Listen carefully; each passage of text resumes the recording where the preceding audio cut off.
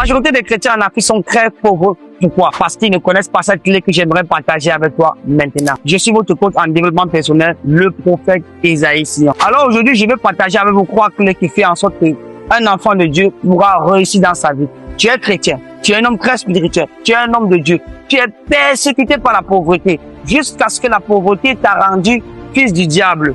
On te voit, tu as l'impression de ta vie ne ressemble absolument à rien. Tu es très pauvre. Alors j'aimerais te donner le secret. Jésus-Christ n'est pas venu pour t'appauvrir, mais il est venu, il s'est fait pauvre pour que tu sois riche. Jésus veut que tu sois quelqu'un de prospère. Il veut que tu sois quelqu'un de très très riche. Mais le problème, c'est que tu ne connais pas la vraie clé. Alors j'aimerais te donner la première clé pour atteindre la richesse, c'est découvrir sa vision. Alors, qu'est-ce que c'est la vision? La vision, c'est le but pour lequel Dieu nous a menés sur la terre. La vision, c'est le but pour lequel Dieu t'a précédé dans l'humanité. Un homme qui ne découvre pas sa vision ne peut jamais réussir dans la vie. La première phase, c'est découvrir sa vision. La deuxième chose que j'aimerais te dire, c'est passer à l'action.